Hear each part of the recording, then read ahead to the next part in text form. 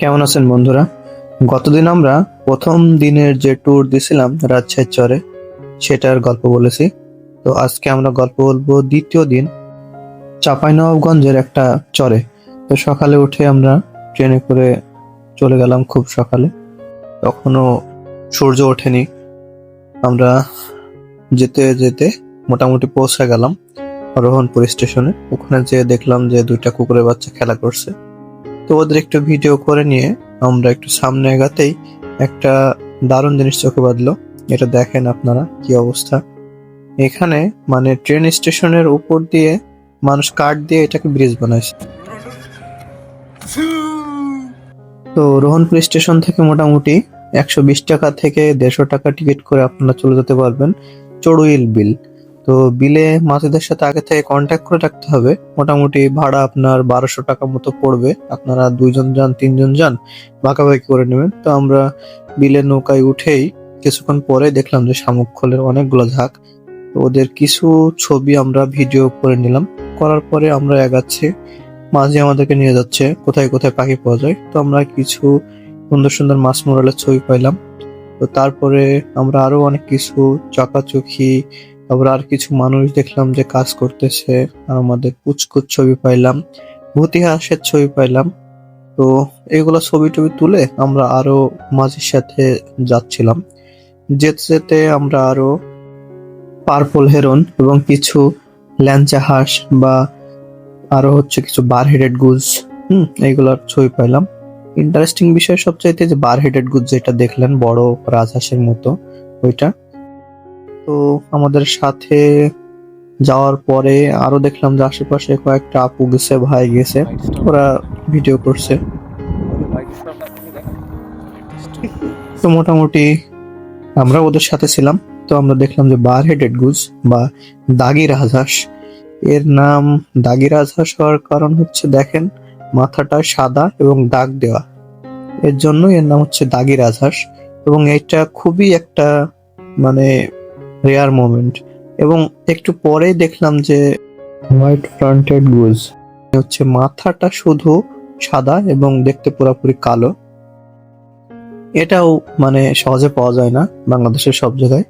ওই কারণে আমরা চাঁপাইনবাবগঞ্জ গেছিলাম এর ছবি তোলার জন্য। এবং এগুলাই সবচাইতে আকর্ষণীয়। তো যাইতে যাইতে আমাদের নৌকা একদম পানি কম, ওইটা হচ্ছে নৌকা মানে কাদায় আটকে গেছে, মাঝে আমাদেরকে ঠেলে ঠেলে নিয়ে যাচ্ছে কারণ আমাদের নৌকাগুলার কাদাতে আটকে যাচ্ছে, অনেক কম পানি। যাইতে যাইতে আমরা এক ঝাঁক শামুক খোলের ছবি দেখলাম এবং দেখে আমরা স্তম্ভিত, মানে ওদের ভিডিও করছিলাম, এত সুন্দর লাগছিল।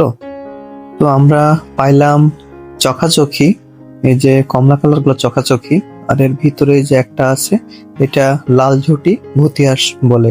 এটাই আমাদের পরবর্তীতে পাইলাম ল্যাংচা হাঁস। এবং আমরা যাচ্ছিলাম, অনেক পাখি মাথার উপর দিয়ে উড়ে যাচ্ছিল, আর মাঝি ভাই আমাদেরকে ঠেলে ঠেলে নিয়ে যাচ্ছিল। কিছু করার নাই, পানি আসলে কম, আমাদের কষ্ট হইলেও মনে মনে কিছু তো করার নাই, অন্য এলাকায় গেছি। এখন মাঝি ভাই আমাদেরকে নিয়ে যাচ্ছিল আর সবাই ছবি টবি তুলছিল পাখির অপেক্ষায় যে সামনে কিছু পাওয়া যায় কিনা। তো আমরা এইভাবে যেতে যেতে সামনে কিছু পাখি পেলাম। ওই যে আপনার হচ্ছে ওই গুজ গুলা হাঁস গুলাই রাজহাঁস গুলা, যেটা ওইটা বার হেডেড গুজ যেটা, ওরা আবার দেখলাম ওরা হচ্ছে অন্য জায়গায় গোসল করতেছে। এরাই আমাদের ট্যুরের সবচেয়ে ইন্টারেস্টিং ব্যাপার। এবং এটা আসলে অনেক সুন্দর। এবং কালো কালো রাজহাঁস, মানে মোটামুটি 2 রকমের রাজহাঁস দেখলেন। এটা কিন্তু পুরোটাই কালো, আর আর এই যে এখন যেটা দেখছেন এটা কিন্তু সাদা কালার, শুধু মাথায় হচ্ছে দাগ দাগ। হ্যাঁ, এটা দাগি রাজহাঁস এই জন্য। আর এরা খুব রেয়ার, এদেরকে সচরাচর দেখা যায় না।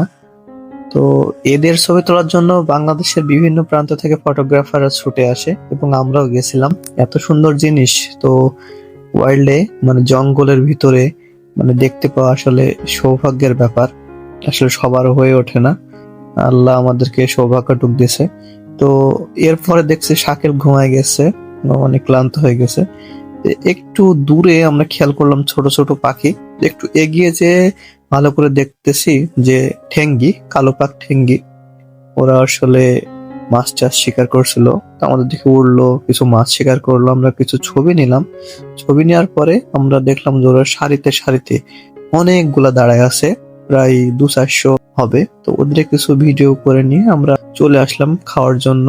ট্যুরটা শেষ করে আমরা একটু খাওয়া দাওয়া করে নিলাম। মাঝি ভাইরা আমাদের জন্য খাওয়ার ব্যবস্থা করছিল। খাওয়ার শেষে দেখলাম 2টা বক মারামারি করছে। ওদের 2টা ছবি তুলে নিয়ে আমি আর শাকিল ড্রোন উড়ানো শুরু করলাম। উপর থেকে আমি একটা ছবি তুলে নিলাম আমাদের যে লোকেশনে গেছিলাম। তারপর আমরা রাজ্যের উদ্দেশ্যে রওনা দিলাম।